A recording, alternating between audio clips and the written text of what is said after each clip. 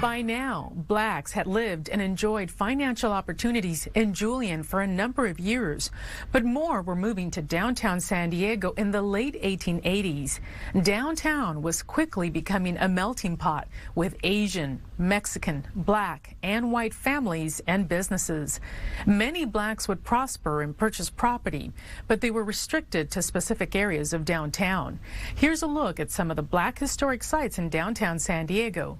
While many have been lost, more than a dozen are still standing.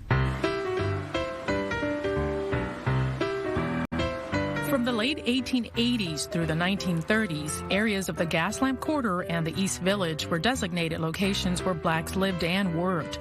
With few detailed facts about local black history, a study was conducted in 2004 to learn more about blacks and black historic sites in the downtown area. They were servants, most of them, and they were farmers. Many were self-employed, as we've already said, they're self-employed. That's the only way they could live. But also they bought a lot of property up. Downtown, the downtown, what we're talking about, the Harlem of the West. There were entertainment places, for example. Retired Professor Carol Wayman played a key role in the civil rights movement in San Diego and knows the key black historic locations that were popular in the 19th and early 20th centuries. Principal city planner Kathy Winterrote does too. It's the African American Heritage Study that CCDC sponsored for a large portion of the redevelopment area, East Village and Gaslamp and that area. And they identified through this process 16 buildings that are still standing that are somehow associated with black history. Kathy manages the historical preservation program for the city of San Diego. She tells me about the quest to identify black historic sites. One of my biggest surprises is this downtown warehouse, which was called the Coliseum Federal Athletic Club. It's now Jerome's furniture warehouse. It's on East Street between 14th and 15th. It served as well, it was originally built in 1926, and there was a fire in the interior in 1938, but it was refurbished after that. It served as a boxing venue, and local favorite Archie Moore boxed there in the early days. Imagine that, lightweight boxing champion Archie Moore training in this building. Because of restrictive covenants, blacks could only work, live, and frequent certain areas of downtown. Those areas began to grow as more blacks moved to San Diego.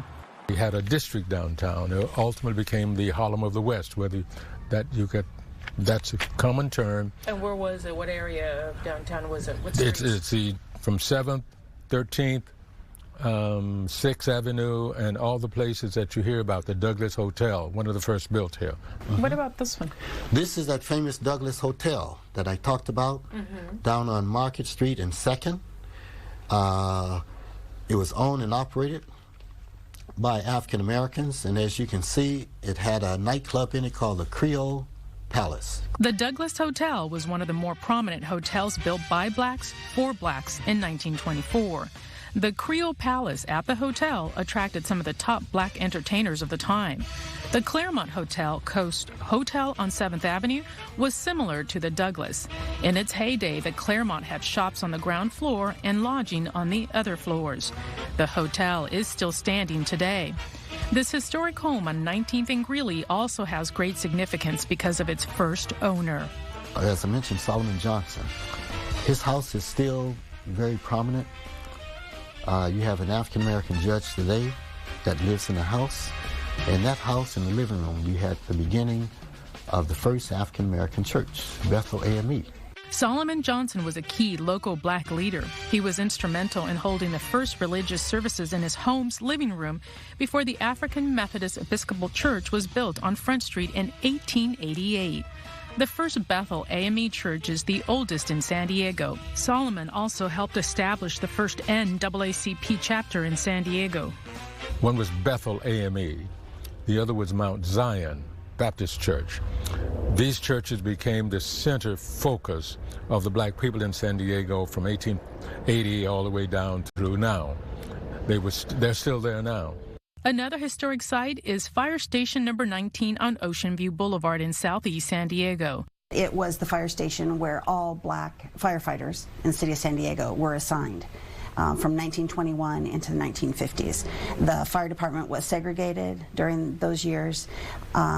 and there was a decision made that all black firefighters would work out of this one fire station.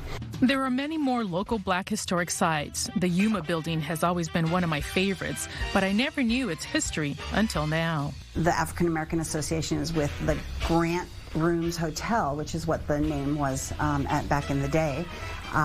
It was the upper floors were added later. This hotel provided lodging and boarding for African Americans during the years of segregation, and it was advertised as that. Through the decades, more than 20 black historic sites have been lost, but 16 are still standing today. For more information on local black history, visit the San Diego History Center.